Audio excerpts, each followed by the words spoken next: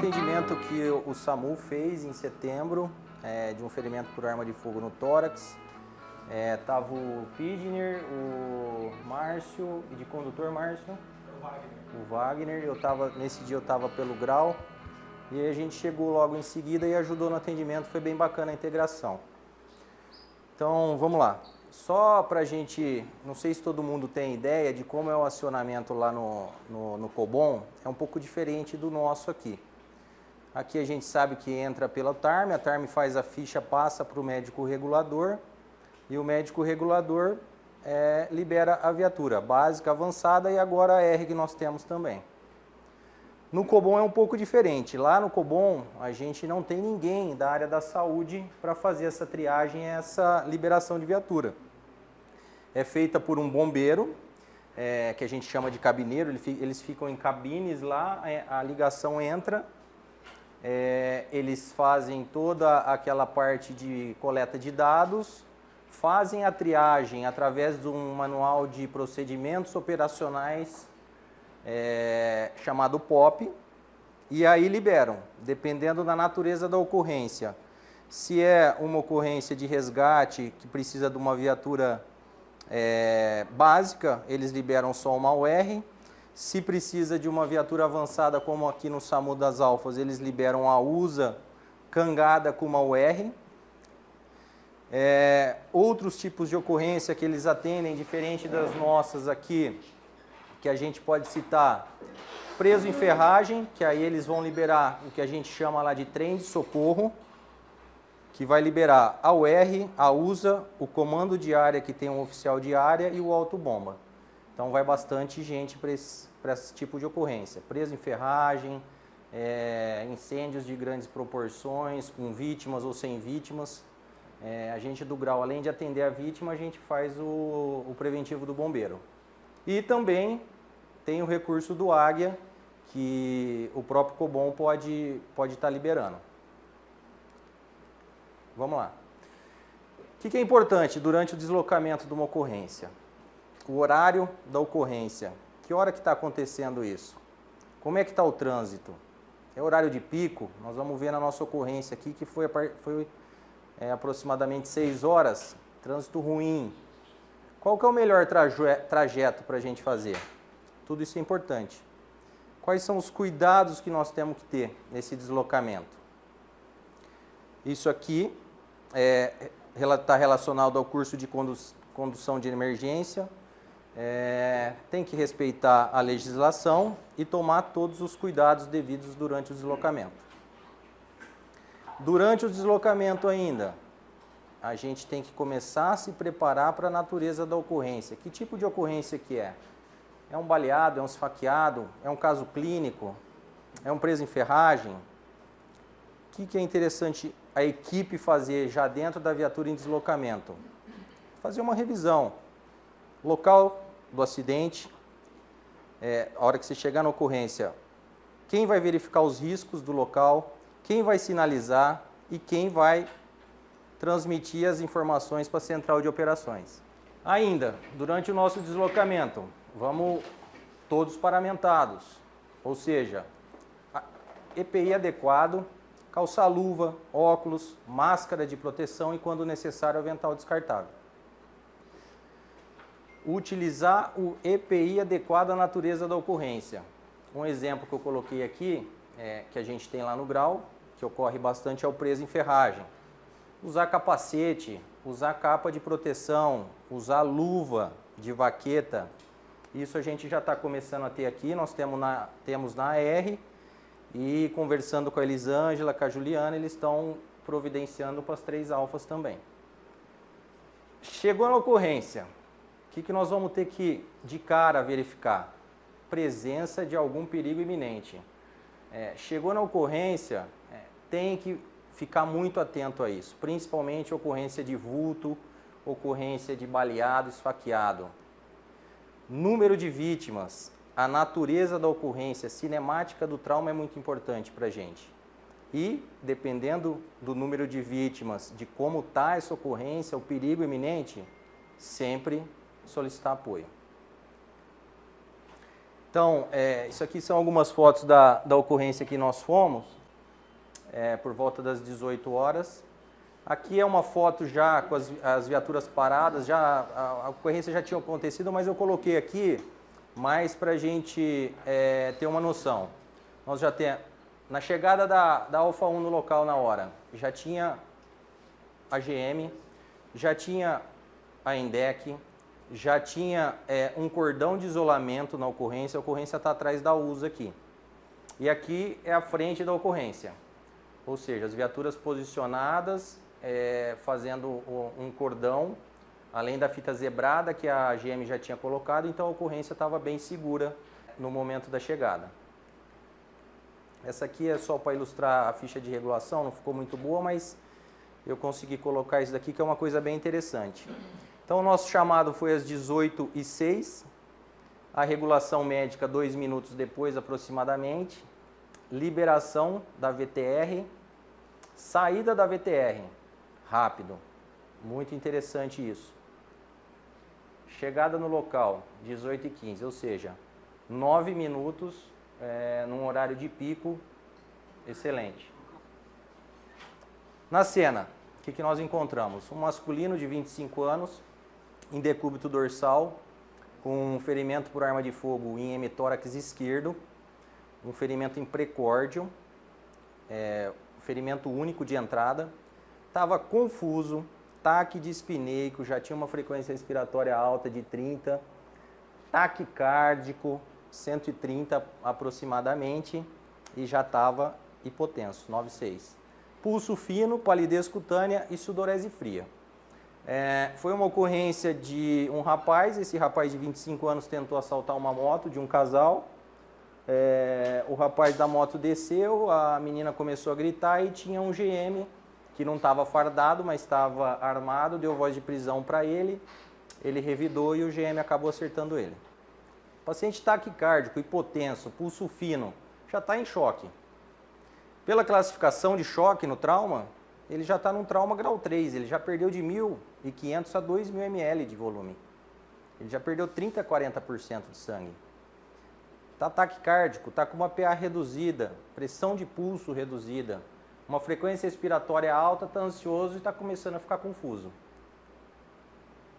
O que nós fizemos? A hora que eu cheguei, o Márcio e o Pidner já estavam no local, tinham realizado um curativo no ferimento. Foi realizada punção venosa com 2 acessos calibrosos, administrado volume de Ringer solução cristalóide, Ringer lactato. Aqui eu coloquei 2 ml, mas depois que a gente embarcou ele na viatura, correu mais um pouco, acredito que uns 3.000 ml de soro. Depois nós vamos falar mais sobre isso daqui. Intubação orotraqueal assistido com drogas, que é a nossa velha intubação rápida, usada etomidato, succinilcolina e fentanil, tá? Tá aí nossa cena. Na minha opinião, cena segura. Policiamento, tinha um cordão de isolamento, tinha bombeiro, tinha o pessoal do SAMU, tinha o pessoal do GRAU. Logo depois que a gente estava começando a fazer os procedimentos, apareceram mais 2 alfas do SAMU. Interessante a gente comentar isso depois também. Curativo na região do precórdio, iniciando a intubação orotraqueal. Veja, 2 médicos, 1, 2, 3, enfermeira do grau. Ou seja, uma ocorrência segura e com vários profissionais atuando. Fica mais fácil, né, do que em 3. Então você vê, um segurando o soro, só para citar, tinha uma estagiária aqui da São Leopoldo, por coincidência tinha um estagiário treinando com a gente, enfermeiro do grau também. Então assim, muita gente para atender a vítima. Após a intubação, auscultando, o que a gente percebeu? A ausculta pulmonar abolida à esquerda e diminuída à direita. Optamos por uma punção de alívio com gelco no segundo esparso intercostal da linha hemiclavicular média. Isso aqui. punção bilateral. Pensamos no pneumotórax por causa do ferimento por arma de fogo, para tentar aliviar isso daí, e realmente ele começou a saturar bem. Saturar 95, 96. Ainda na cena, com aquele monte de gente, ficou mais fácil. Imobilizamos ele numa prancha, transportamos ele até a viatura do SAMU. Na viatura, evoluiu para uma parada cardiorrespiratória. Iniciou-se a reanimação. Enquanto isso, se eu não me engano, o Pidner estava reanimando junto com o Márcio. Eu já comecei a triar aqui no SAMU o caso. A regulação já regulou esse caso para a gente, para o Mário Gatti, e ele foi transportado imediatamente para o Mário Gatti. Na chegada do Mário Gatti, o pessoal optou por uma toractomia de reanimação na sala vermelha. Tá aí. Uma toractomia esquerda, intercostal. Tentar achar a lesão, que pode ser cardíaca, de grandes vasos, árvore traqueobrônquica, lesão grave. A toractomia, aqui, olha a quantidade de sangue. Praticamente ele sanguinou pela lesão do tórax. E acabou evoluindo para óbito, infelizmente. O que os estudos dizem em relação à toractomia de reanimação?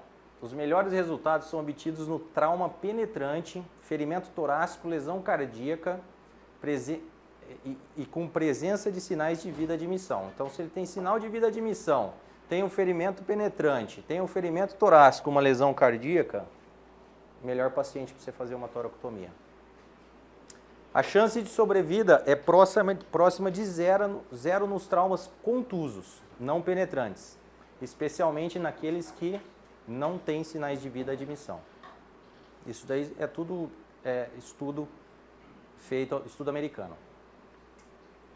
A sua realização requer profissionais treinados, materiais e recursos adequados. É procedimento de alto custo e com riscos de contaminação para os profissionais da saúde envolvidos. Ou seja, a coisa de 10, 12 anos atrás a gente via toractomia na rua. Hoje está proscrito. Não se faz toractomia na rua. A limitação das suas indicações aos pacientes que podem se beneficiar do procedimento reduz os riscos de contaminação para a equipe, otimiza a utilização de recursos e aumenta as taxas de sobrevida. Só deve ser realizada em instituições com profissionais especializados e treinados para sua realização, em pacientes com sinais de vida de missão, especialmente naqueles com trauma penetrantes, ou seja, isso aqui nós vamos fazer dentro do hospital como foi feito, não vamos fazer na rua. Só para a gente melhorar isso daí, eu vou falar um pouquinho sobre a última TLS, algumas recomendações e mudanças que nós tivemos. A lesão da árvore traqueobrônquica passa a ser uma lesão ameaçadora à vida. Antes ela era uma lesão potencialmente ameaçadora à vida. Ela trocou com o tórax instável. O tórax instável veio para uma lesão potencialmente ameaçadora e a lesão da árvore traqueobrônquica virou uma lesão ameaçadora. Junto com pneumotórax hipertensivo, pneumotórax aberto, hemotórax maciço e tamponamento cardíaco. Ou seja, essa vítima podia ter qualquer um dessas patologias aqui, ou seja, uma lesão muito grave. Recomendação da última edição da TLS. Lembra que lá eu falei, fizemos a punção no segundo espaço intercostal na linha clavicular média. A recomendação agora é no quinto espaço intercostal, na linha axilar, entre a linha axilar média e anterior. Isso é uma recomendação da escola americana. Não está proscrito você fazer no segundo espaço na linha M clavicular. Eles acreditam que pacientes mais obesos na linha M clavicular você não consiga atingir o espaço pleural. No quinto espaço intercostal você tem mais chance de estar realizando. Drenagem de tórax passa a utilizar drenos de menor calibre. Antes a gente usava 36, 38, está usando dreno cada vez de menor calibre. Profissionais da saúde devem ter parcimônia na associação de pneumotórax com drenagem de tórax imediato. Outra coisa, está se drenando cada vez menos tórax, tanto intra-hospitalar quanto no pré-hospitalar. Hoje em dia, o que a gente faz? Está saturando mal, tem uma suspeita de lesão de pneumotórax hipertensivo? Funciona. Funcionou, resolveu. Dificilmente a gente está drenando o tórax na rua porque aumenta o risco de infecção, aumenta o risco desse doente complicar. Até no Águia, mas e uma suposição, um pneumotórax que você só funcionou no Águia por causa da altitude. O Águia voa abaixo e em menor tempo. Então, não tem problema nenhum você funcionar. Funcionou, está com 95, 96 de saturação, não tem nada que drenar tórax na rua. Então, aqui é o local que a gente faz tanto a drenagem quanto a punção hoje recomendada pelo ATLS, último ATLS. Isso aqui, quanto que a gente falou que tinha dado de volume lá? Recomendação do novo ATLS, usar menos volume, menos solução cristalóide, o mais rápido possível, dar sangue para esse doente. Então é recomendado a reposição de 1 litro de solução cristalóide. Mas o paciente está chocado. Se você for dar mais volume, o prognóstico vai ser pior no hospital. Outra coisa, punção com 2 acessos, igual estava lá. Hoje o recomendado pelo ATLS, não que esteja errado lá, mas o recomendado é uma punção venosa única com gel por 18. Já estava certo faz tempo, né? A briga daquela médica, Isso. Coisa interessantíssima. Uso do ácido tranexâmico, que é o Transamin. Ele é um antifibrinolítico. Aqui no SAMU a gente não tem. A gente tem no grau e no calor da ocorrência eu não usei. Me arrependi. Porque eu já vou te mostrar. A gente tem. Porque ele tinha indicação de Transamin. Uma coisa interessante, mas que na minha opinião não se deve fazer na rua, isso aqui tem que ser feito dentro do hospital, é a adoção da regra canadense para retirada do colar cervical. Paciente consciente em Glasgow 15, sem dor, você pode tirar o colar cervical. Não vamos fazer isso na rua, deixa para o hospital. Isso aqui é intra-hospitalar. Porque você tem que associar também a regra americana que tem. Vê se ele não está sob efeito de álcool e drogas. Então, assim, não é coisa para você fazer no pré-hospitalar, você faz no intra-hospitalar. Tá? Duas coisas interessantes que a gente pega muito e que às vezes a gente não dá tanto valor na rua. Fratura bilateral de fêmur aumenta o risco de óbito independente da idade do paciente. No idoso, trauma pélvico no idoso, o risco é 4 vezes maior de óbito. Tá? Eu peguei uma vez uma senhora que o carro perdeu o controle, entrou dentro da casa dela, espremeu lá dentro da sala dela, com fratura bilateral de fêmur. Levei para a PUC. Ela parou dentro da sala de urgência da PUC e morreu. Então, assim, é grande. Transamin, o ácido tranexâmico que eu estava falando. A gente tem lá no grau, conversei com a Elisângela, com a Juliana, para ver se a gente consegue aqui, que é extremamente interessante. Estudos já confirmados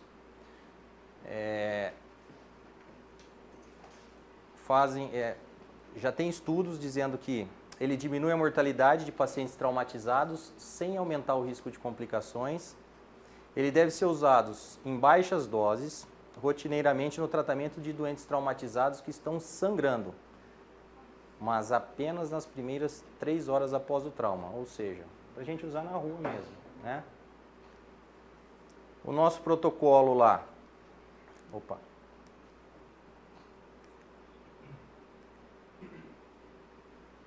é um protocolo que a gente usa em vítimas de trauma grave, maiores de 18 anos, que tem a presença de sangramento com uma PA sistólica menor do que 90 e uma frequência cardíaca maior de 120, ou seja, esse doente tinha indicação de de Transamin. Tá? Posologia, 1 grama, EV, dose de ataque. Contraindicação, pacientes não trauma ou sem sangramento. Não tem por que você usar, não vai ter benefício nenhum. Cuidados durante a injeção, aqui eles falam para fazer uma injeção lenta de 10 minutos, você tem que diluir em soro ou em água destilada e fazer lento mesmo. Ah, mas 10 minutos no trauma? Coloca no soro 100, 200 ml e deixa correr lento enquanto vai seguindo com o atendimento. O que não mudou no último ATLS? Abordagem rápida, intervenção precoce, identificar, abordar e reavaliar, que a gente está acostumado a fazer. Considerações finais. Buscar o maior número de informações sobre a ocorrência já no acionamento. Ou seja, acionou, procura saber, é uma ocorrência de violência, trauma, o agressor está no local, como é que está, tem policiamento no local, às vezes a gente sai aqui, vai embaleado, esfaqueado, a gente nem pergunta se tem policiamento no local. A gente chega e dá a cara lá. Não é porque a gente é do SAMU que a gente não vai tomar tiro. Tomar os devidos cuidados durante o deslocamento até a ocorrência. Eu costumo dizer, nós precisamos chegar vivo na cena. Não adianta se matar antes de chegar na cena. E a segurança na cena, isso que eu estava falando. Não entrar em caso de hostilidade ou de risco para a equipe, gente. Mas, pô, chacina que a gente já foi aqui, não entra, não tem como entrar. Você não sabe, o agressor está lá ainda. Não pode ser herói, não tem como. Realizar atendimento adequado baseado em protocolos, o que a gente está acostumado a fazer. Atender a vítima no local ou na viatura, isso daqui é uma discussão interessante. E aí? Depende do quê? Inúmeros fatores, né? Qual que é um dos principais que você leva em consideração? Baseado no momento, né? O principal, você tem que ter segurança de cena. Se não tiver segurança de cena, bota na viatura. Se você não tiver segurança na viatura, tira o paciente dali com a viatura e vai atender 1, 2 quilômetros longe. Né? Não tem o que fazer. Mas tendo segurança de cena, do jeito que a gente estava ali, tudo bem isolado, policiamento, ENDEC, dá para atender tranquilo. É até melhor. Você colocar um doente desse dentro de uma viatura para atender naquele monte de gente que a gente estava, a gente ia só dar cabeçada lá e ia dificultar mais ainda o atendimento. Então, isso é bem interessante. Deu para atender na rua? Não que... É mais fácil. É muito mais fácil do que se atender numa viatura apertada. Muito mais fácil. Sim. A gente ia transferir para a viatura. Exatamente. Fazer todos os procedimentos na Isso. viatura. Sábado eu estava de plantão, teve um suicida aqui na Quidabanca. O menino foi e pulou. A hora que eu cheguei, a UR eu acho que chegou primeiro, não tinha chegado mais ninguém, como era aqui da Ban de madrugada, 3, 4 horas da manhã, ficaram com medo de atender na rua. Colocaram dentro da viatura. Aí o cara tinha fratura exposta de fêmur e exposta de húmero. Você imobilizar dentro da viatura e um TCE que tinha que entubar. Então eu tive que entubar, depois vira uma bagunça, vira uma lama, né? Então o mais importante, segurança de cena, tá vendo que tá seguro, tem policiamento, tá isolado? Então é isso, gente. Tem segurança, se sentiu seguro, é lógico. Não tá se sentindo seguro, acha que tem hostilidade, volta na viatura e sai do local. Realizar triagem adequada. Hospitais que tenham condições de tratar as lesões da vítima. Não adiantava a gente levar esse doente para o PA São José, que não ia ter... Se ele não teve chance no Mário Gatti, no São José menos ainda. Isso é importante. A gente só ajuda o paciente se a gente levar ele para o local adequado. Senão a gente vai piorar a situação dele. E uma coisa muito legal, que eu acho que já vem acontecendo, foi legal a gente ter ido junto nessa ocorrência, eu estando pelo Grau, o Pidner, pelo SAMU, o Márcio, é isso aqui, ó, comunicação de serviço de resgate e urgência. Tem muita duplicidade de recurso. Então, o que aconteceu? Vou citar, não sei o que aconteceu, mas, por exemplo, o Pidner chegou com o Márcio, logo em seguida eu cheguei, provavelmente o Cobon e o operador de frota, a nossa regulação, não se comunicaram. Foram 2 avançadas para o mesmo local. 6 horas da tarde, numa quarta-feira, horário de pico. E se não bastasse isso, chegaram mais 2 avançadas do SAMU. Não sei por qual motivo.